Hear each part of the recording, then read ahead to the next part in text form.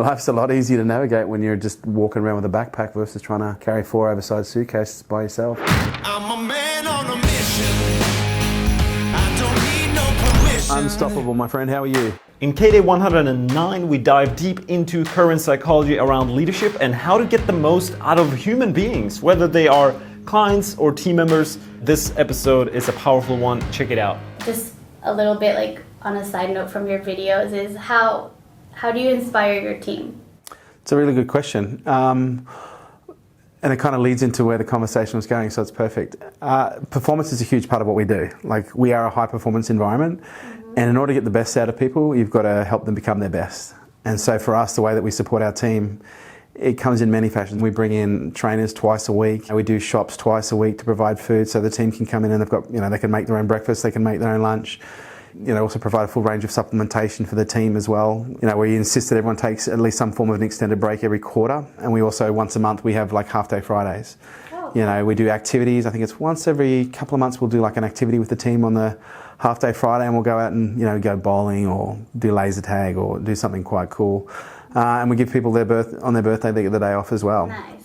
So nice. From that perspective, that to me is probably the least important stuff that we do for our team, but it's the stuff that people want to hear. Perks. Yeah, it's the little perks. But when we get into the nitty gritty of how we support our team, we are a very open and honest environment. We're a very open and honest work environment. In order to get the best out of people, we've got to help them deal with the things that prevent them from being their best. And oftentimes the things that prevent people from being the best is there's baggage.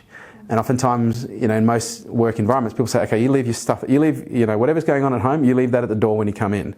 And you come in and you do your job. We're just not like that here. Yes, you have to do your job, but if you've got stuff going on in your personal life that's preventing you from exceeding and excelling in your business life, then let's talk about it. How can we help? This is quite a therapeutic environment. We talk about everything. We talk about everything from, anxiety, depression, addiction, suicide, like the whole gambit. Because it's the stuff that's behind the closed doors that often the stuff that needs to get put out in the sunlight so it can be disinfected so that people can perform at their best. One of the things that determines performance is baggage. And if you're hanging on to, two 24-kilo bags of check-in luggage and you're trying to run through life, you're not going to move very quickly through the airport of life. And so for me, that's probably the most important part of what we do, which is helping people overcome their stuff. And so for some people that can be quite confronting. It's not like we sit you down and go, oh, okay, tell me about your parents. As I said, I don't want to go anywhere that you don't feel comfortable to go, but I sense that this protection mechanism, it's not who you are, it's a product of something. It's a product of an experience. Yeah, it's not me. No. And I think, from my perspective, if there's anything that we can do to make you feel more safe, apart from what we've already done, please let me know. We pay attention, and if someone's not performing at the level that's required, we offer training, we offer support, we offer guidance, and with that comes, a level of interest and care, and not a invasive interest. It's not like, tell me what's going on in your life. It's like, okay, I can tell you're off, what's going on? Because the challenge is I don't get to see what you do, so it's hard for me to give you feedback apart from culturally. I'm happy to give you cultural feedback. Like, I think if you're open to it, Always, okay. I think you're a great member of the team. The only thing is your shyness. Like, it's so out of character. Like, to me, it's like, it doesn't make sense. Yeah. You're empowered. You're a beautiful young woman who has so much strength, but then you're just almost like painfully shy the moment attention is put on you. Yeah. And from a leadership perspective, and again, I'm looking at this from a development perspective. Yeah, sure. And so my advice to you would be learning how to build your relationship with attention so that you can, have the attention put on you, and not feel like you have to necessarily either read off a computer screen, or you can just share from your heart. Because I know you've got you're a very sensitive soul. My sense is you're very protective of yourself. Like, you put up a lot of walls, and it's none of my business as to how you got to where you are. But one of the things that I'll tell you that will endear you from a team member perspective is learning how to show more of your heart. Okay. Because I sense that there's a bit of fear around you showing parts of yourself, and I think it goes beyond just being shy. Because I know you're shy, and I'd say that you're probably painfully shy, and you don't like attention, but you do have these walls up around you that kind of make you a little bit unapproachable. I'll give you a leadership challenge if you're open to it, and you may have already done something similar. Is in the next 2 weeks, I'd find 2 people a week, so 4 people in the next 2 weeks that you do not know, and go up to them and take them out for a coffee and get to know them. Okay. And make the focus on you getting to know them but at the same time being vulnerable and allowing them to get to know you. Ooh, here we go. Do you like that? Yeah, I do. So do me a favour, at the end of the next fortnight, just pop in once you've done it, and I'm going to leave it to you to come to me and just say, hey, listen, have you got a few minutes? Pop in and say, okay, because what I want to know is what are your top 3 takeaways? When you take the 4 people away and you engage with them, when you come back, I want to know what were your biggest takeaways. Okay.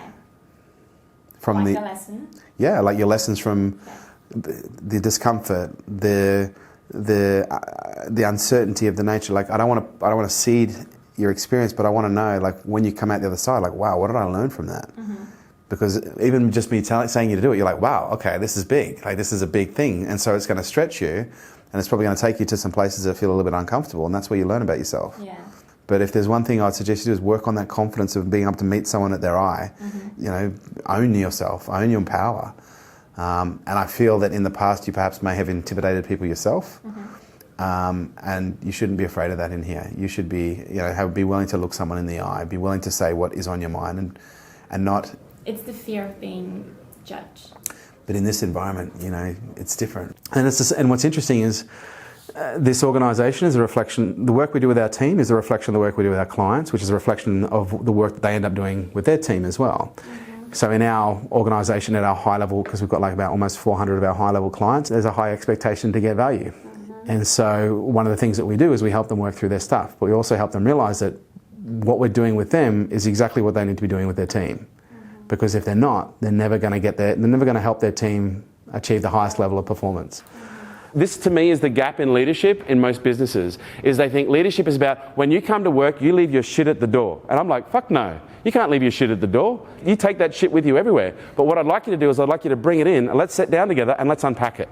Let's work together and let's unpack your shit so that we can empty your suitcase, replace it with a little bag, and now you're going to be a lot lighter, okay? And you're going to be able to perform at a much greater level. Now, I can almost point to every leader, but the new ones not so much, but almost every person in this organisation, I've sat down at some point and had a conversation about something that's gone on in your life that is not good, okay? And we've worked out ways that we can, find a solution to make things better. What's the benefit of people not leaving shit at the door? Just don't have to carry it. Okay, it's not that I don't have to carry it. It's a lot easier to carry shit when you've got people helping you. You know what I mean? I think sometimes we try and carry all of our shit ourselves, and we're talking about trundling around life with 5 oversized suitcases that are all fucking overweight. Have you ever seen someone at a train station? I used to see this in London. People at the train station at the airport, they'd come out of the airport and they'd have more luggage than they could actually carry, but they'd be by themselves, and they're trying to get on a train and downstairs and upstairs, and it's like it's almost comical to watch, but it's painful to watch. And I think oftentimes in life that's what we do. We think we have to be the ones that have to carry everything, and so we fucking fumble around like idiots, looking silly from the outside, looking like we don't have a clue. When in reality, all we need to do is just stop someone walking past, or in an environment like this, stop someone who's right beside you and say, hey, listen, I'm having a real trouble trying to carry all these suitcases. Can you give me a hand? And when people help you carry your suitcases, all of a sudden it's like, oh, wow, fuck, this isn't awkward at all. This is actually quite easy.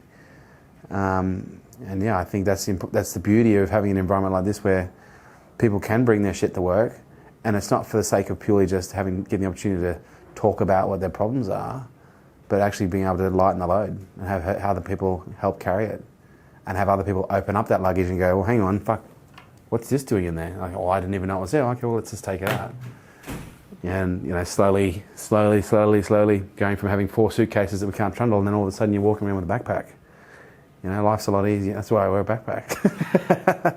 Life's a lot easier to navigate when you're just walking around with a backpack versus trying to carry 4 oversized suitcases by yourself that are all overweight.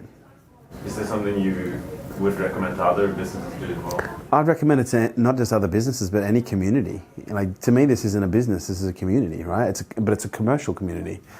But it's a community of people that are all here to serve a purpose. And I think every community serves a purpose, whether it's consciously defined or otherwise.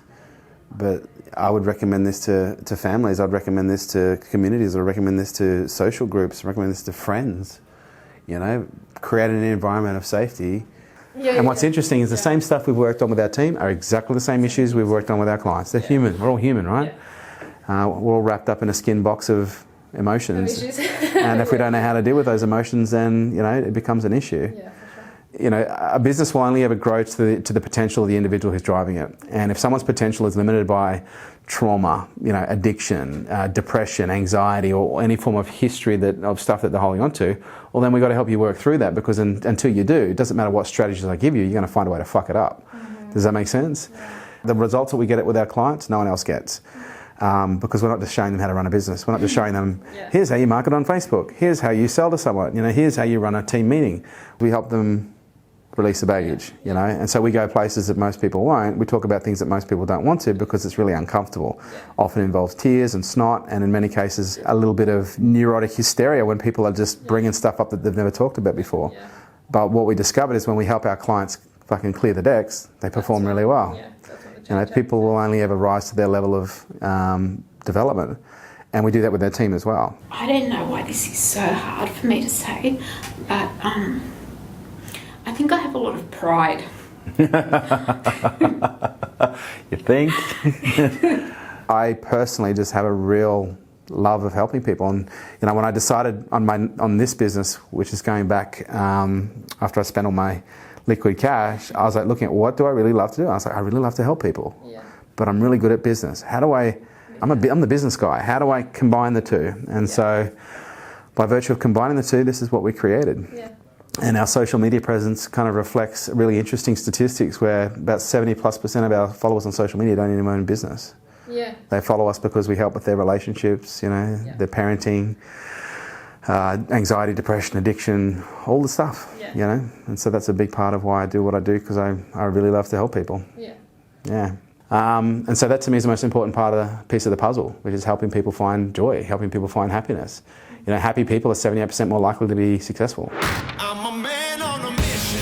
Thank you so much for watching this episode of Kday. What did you think? What are your thoughts on this topic around leaving your shit at the door or bringing it in and unpacking it all to increase performance? Curious to hear your thoughts below.